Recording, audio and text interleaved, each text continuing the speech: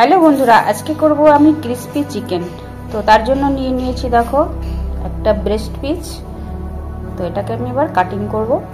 চিকেনটা আমার ফ্রিজে ছিল, তো বরফ হয়ে গেছে, কোনো প্রবলেম নেই, কাটতে আরো সুবিধা হবে।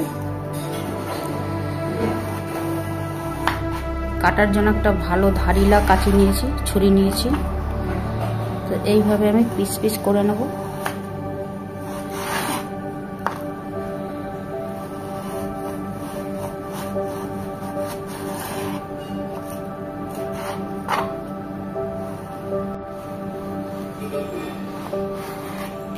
তো দেখো লম্বা করে কেটে নিয়েছি, কিন্তু একটু সুন্দর দেখানোর জন্য এই যে মাথাগুলো আছে আমি একটু কেটে নেব।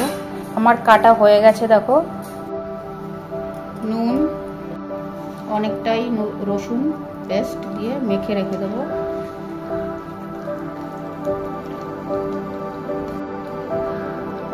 এভাবে এটা থাকবে যতক্ষণ পর্যন্ত না এটা ফ্রাই হবে। গোলমরিচের গুঁড়ো, ময়দা নিয়েছি, তাতে দিয়ে দেবো একটু গোলমরিচের গুঁড়ো। ডিম ফেটাবো একটা, তার জন্য একটু গোলমরিচের গুঁড়ো, ময়দা, একটু নুন। ডিম ফেটাবো তার জন্য একটু নুন। এটাকে একটু মিশিয়ে নেব ময়দাটাকে ভালো করে।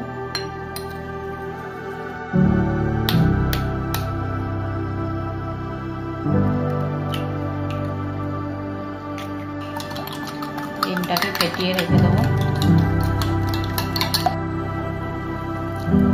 এটা আমি ফ্রিজে রেখে দিয়েছিলাম, যেহেতু সন্ধ্যার একটা স্ন্যাক্স হবে, ওই জন্য এখন সঠিক টাইম, ওই জন্য এখন বার করেছি।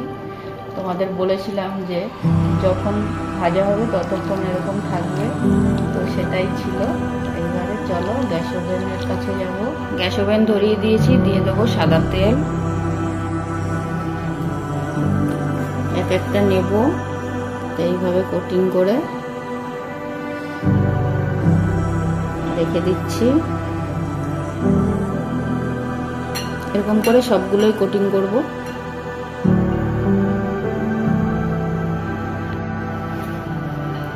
আমার রেডি হয়ে গেছে, এবার চলো ওভেনের কাছে যাই। এবার আমি ডিমের ব্যাটারে ডুবিয়ে নেব।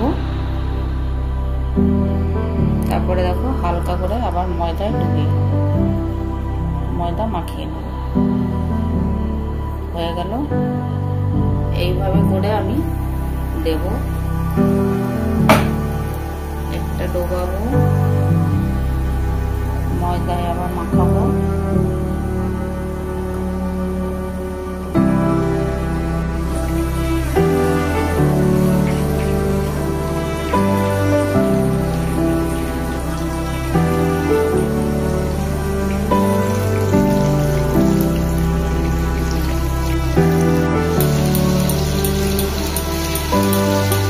হাতটা আটকা ছিল বলে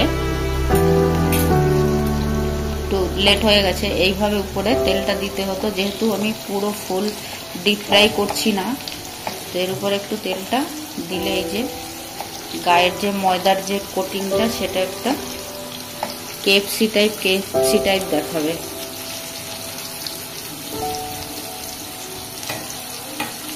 আর ঢাকা দিয়ে রাখবো না, কারণ তাহলে ক্রাঞ্চিনেসটা চলে যাবে। এইভাবেই ভাজবো। আর চিকেনটা তো খুব মোটা নেইনি, পাতলাই নিয়েছি। এক পিঠটা হয়ে গেছে, আমি উল্টে দিচ্ছি।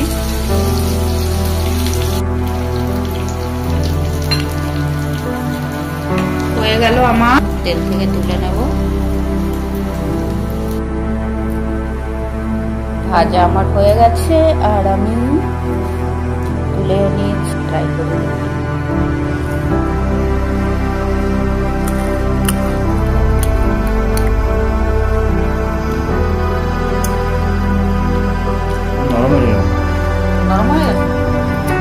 নরমই তো ভালো। আমি কিন্তু শর্টকাটে করেছি, কিছুই দিইনি। লঙ্কা বলো, পেঁয়াজ, আদা, তারপরে আদার্স কিছু না, কোনো সয়া সস না, চিলি সস না, কিছু দিয়ে আমি ম্যারিনেট করিনি। সির্ফ রসুন বাটা, নুন, এটা গোলমরিচের গুঁড়ো করে দিয়েছে। তো চলো বন্ধুরা, এইভাবে শর্টকাটে যদি বানিয়ে খেতে চাও তো বানিয়ে খেয়ে দেখতে পারো। আমার তো ভালো লেগেছে, কারণ এতে খুব সহজ পদ্ধতি। তো চলো, টাটা, বাই।